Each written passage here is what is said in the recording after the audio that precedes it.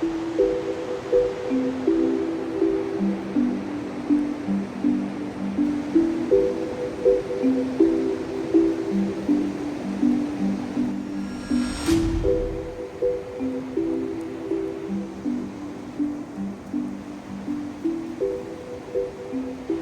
starting out the day in such a dramatic place, you guys.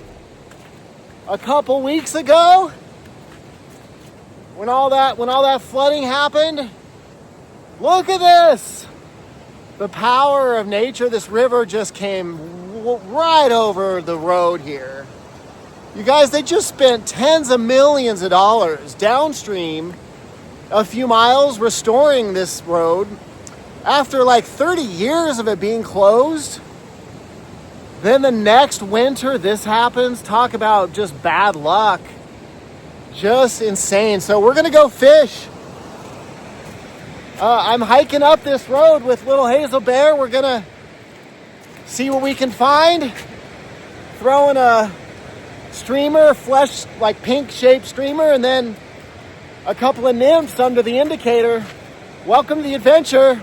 It'll be an interesting one, even if we don't catch any fish. Just simply because of just coming in the aftermath of the force of Mother Nature. It's just absolutely humbling. And just thinking about how these fish and the fish fry and the eggs, how would they survive, you guys? Just the amount of force that they had to contend with here. The odds are definitely not great, but we're hopeful a few fish survived. Those genes will be passed on, and you know, wildlife and life has an incredible way of coming back. Welcome to the adventure. Let's go fishing. Let's see what we can find.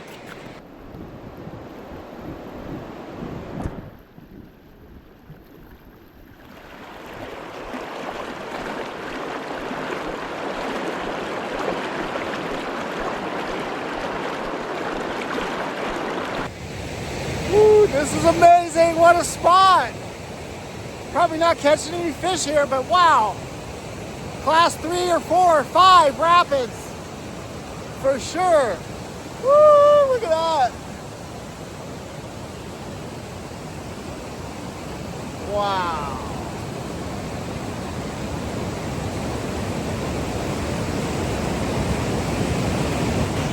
Hey, so, what you doing, buds? Come on, come say hi. Good girl. Good girl. Bubba.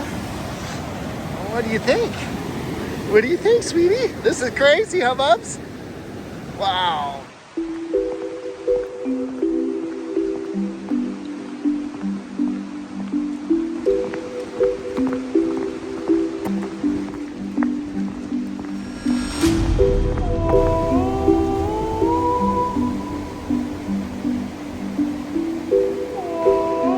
So this shot right here really helps you to understand. See the road, the plane or the level, the elevation of the road, it dips down, it gets right on the water. So if they repair this, which they're gonna have to eventually, they're gonna have to build this whole thing up. Just gonna massive amounts of boulders and logs probably to shore up this whole bank and bring this road up probably 5 feet or something, just to prevent this from washing out. It pulled all that material from that flow going over that road right there. Oh, what a mess. It's gonna cost them tens of millions of dollars. Woo, baby. So just kind of a quick overview of what's going on today. We're basically working about a 10-mile section of this river. I'm up here right now, say closer to the 10-mile mark. Beautiful water, you guys. I mean, you can see the look of this kind of aqua green, just crystal clear. It's got that New Zealand quality, if you will. But really interesting. The spot right here is so popular. A lot of folks are coming out and looking out at this washout. It's really hard on the local community when these kinds of things happen. It may take years and decades potentially to heal, There's little communities up here, and these folks have to basically drive way around and go up several more miles and then backtrack to the small community out here. It probably adds, I don't know, 30 to 60 minutes to their life. Oh, it's really tough, but out here fishing, we're going to continue to work downstream. As we get downstream, the water clarity gets more milky, it kind of gets colored up because these tributaries that come in, they bring some color. And so I'm hoping that I'm going to use some bigger kind of jig style flies as we get into that muddier water. There could be a coho salmon, bull trout, hatchery steelhead, wild steelhead, rainbow trout. So we're having a great time up here with Hazel Bear. You guys, appreciate you guys. It's January 2nd. Happy New Year to everyone. I hope your adventures this year are plentiful.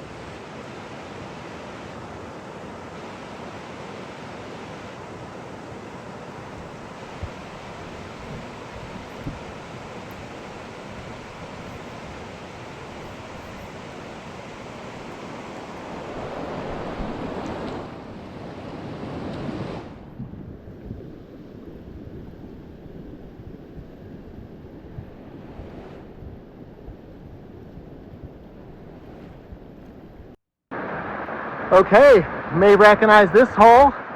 I'm back here. I was here a week and a half ago. I call this the key hole. It's the spot I lost my keys in 2020.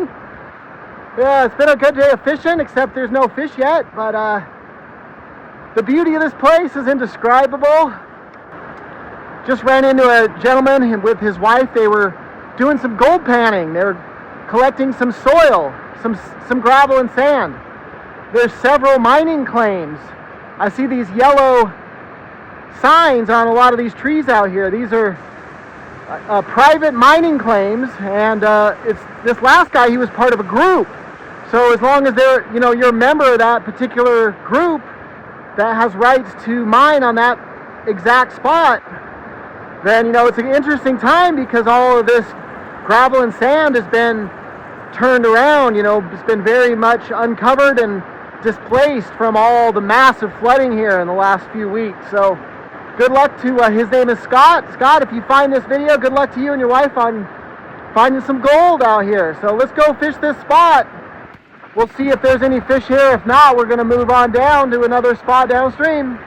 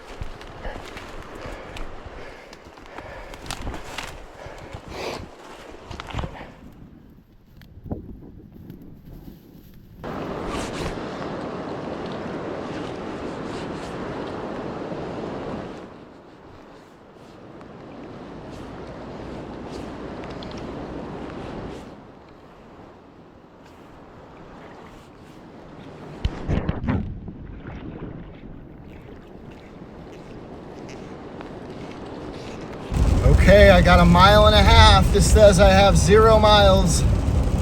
I've got a gas station in a mile and a half.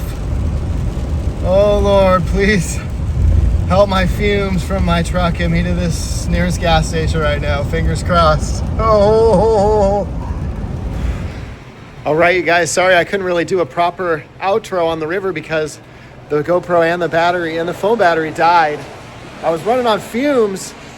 Thankfully, just got to the Shell station, so I did end up hooking one small fish, maybe two. It was the one I had on, maybe 10 to 12 inches for like 30 seconds, but I have a witness. There was a guy steelheading across the river. He saw me. He saw the fish, just a little one, splash out of the water. So thanks for joining me, you guys. I'm sorry I couldn't really show any fish, but just amazing how interesting the river has changed. But as you guys can tell, there's nothing you can do against Mother Nature. When she wants to rip apart a river and a forest, she's going to do it, no matter how we feel about it. So we'll see you on the next one. Thanks for tuning in. Adventure on. For you, I do it all for you.